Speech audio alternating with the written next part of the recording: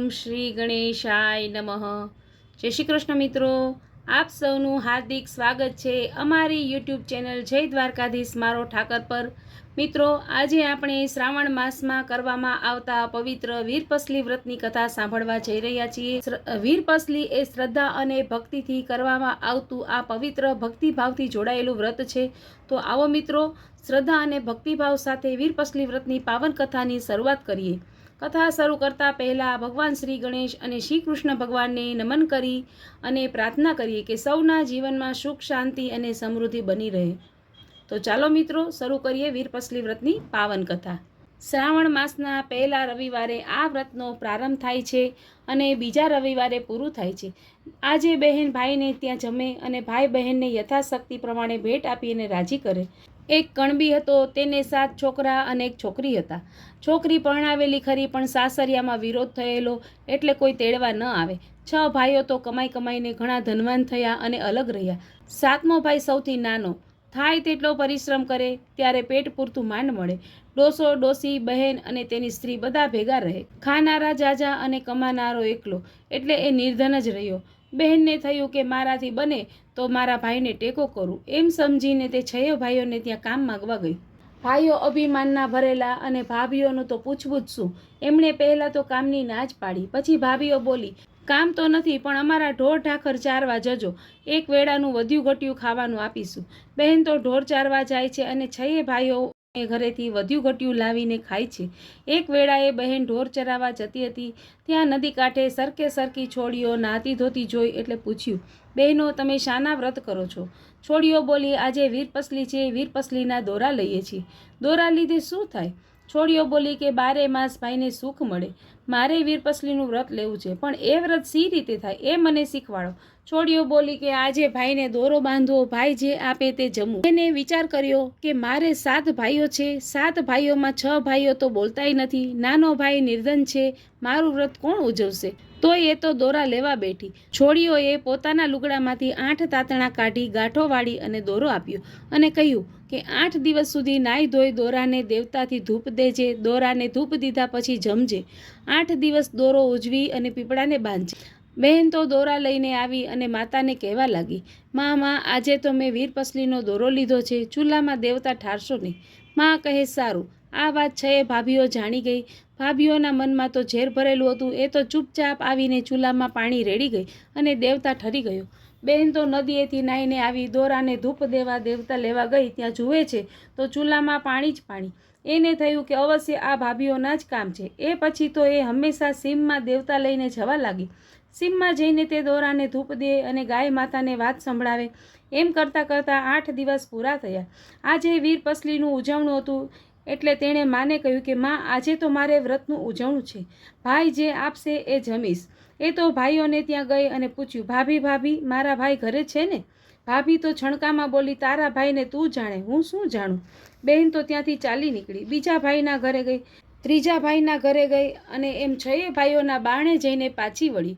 છેવટે એ નાના ભાઈને ત્યાં આવીને ડૂસકું ભરતા બોલી, ભાભી મારા ભાઈ ક્યાં છે? નાની ભાભીએ નણંદબાને બાથમાં લીધા, માથે હાથ ફેરવીને કહ્યું કે બહેન હું જાણતી હતી કે મોટેરા તો બોલશે પણ નહીં। એને બહેનને કહ્યું કે તમારા ભાઈ હમણાં જ ખેતરે ગયા છે, માંડ પાદરે પહોંચ્યા હશે। બહેન ત્યાંથી દોડવા લાગી, પાદરે જઈને જુએ તો ભાઈ તો ઘણા છેટે છેટે દેખાય છે। એણે સાદ દીધો, ભાઈ વીરપસલી। ભાઈ તો ખેતર પાસે પહોંચેલો બહેનનો સાદ સાંભળીને ઊભો રહ્યો।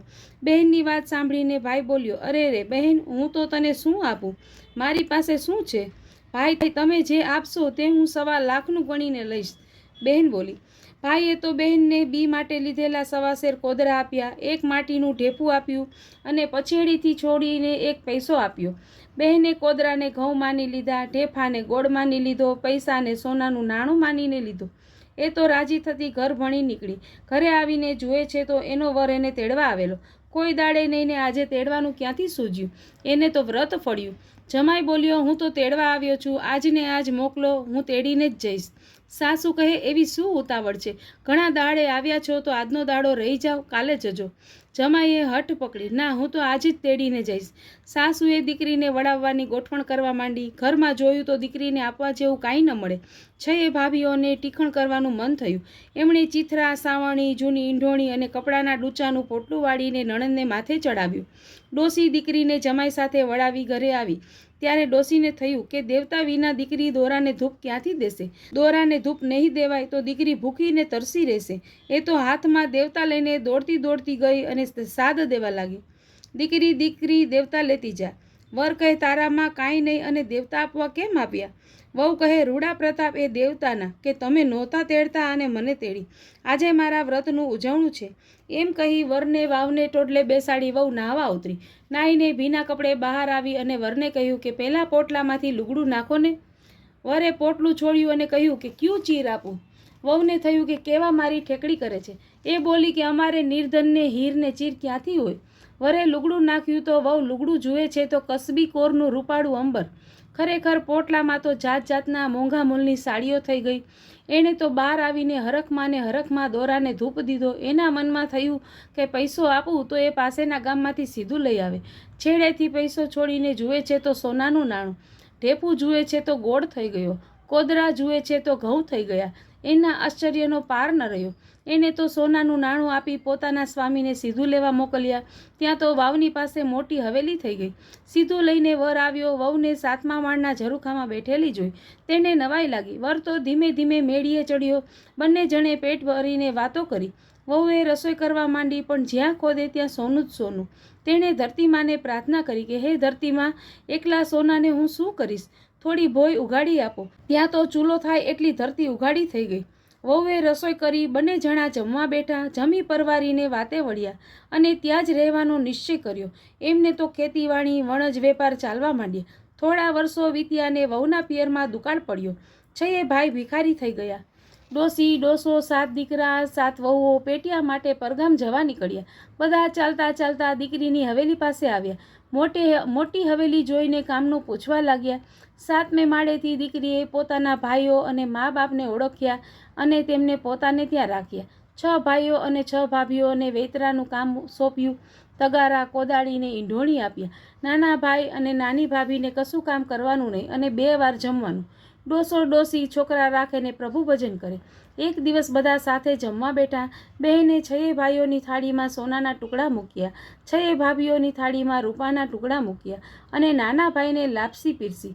6 ભાઈઓ અને ભાભીઓ જુએ છે તો બહેનને દીઠા અને તેમની આંખો ઉઘડી ગઈ. પોતાની બહેનને દુઃખ દેવા માટે બધા પસ્તાવો કરવા લાગ્યા. એમની આંખોમાં પાણી વહેવા લાગ્યું. બહેનને દયા આવી. બધા ભાઈઓને એક એક ઘર આપ્યું અને ભાભીઓને પણ જે જોતું હતું તે આપ્યું. બધા આનંદમાં રહેવા લાગ્યા. જેવું બહેનની વીરપસલીનું વ્રત ફળ્યું એવું સૌને ફળજો. તો મિત્રો, આ સાથે વીરપસલી વ્રતની પવિત્ર કથા અહીં પૂર્ણ થાય છે.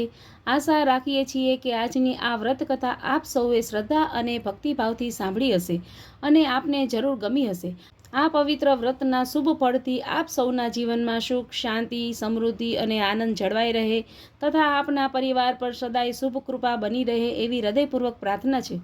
મિત્રો, જો તમને આજનો આ ધાર્મિક વિડીયો ગમ્યો હોય તો વિડીયોને લાઇક કરજો. તમારા પરિવારજનો અને મિત્રો સાથે જરૂરથી શેર કરજો.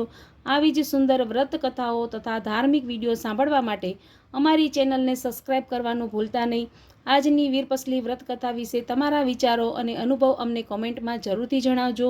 ફરી મળીશું એક નવા ધાર્મિક વિડીયો અને એક નવી પવિત્ર કથા સાથે. તો ત્યાં સુધી સૌ ખુશ રહો, સ્વસ્થ રહો અને હંમેશા ધર્મ અને ભક્તિના માર્ગ પર આગળ વધતા રહો. જય શ્રી કૃષ્ણ મિત્રો.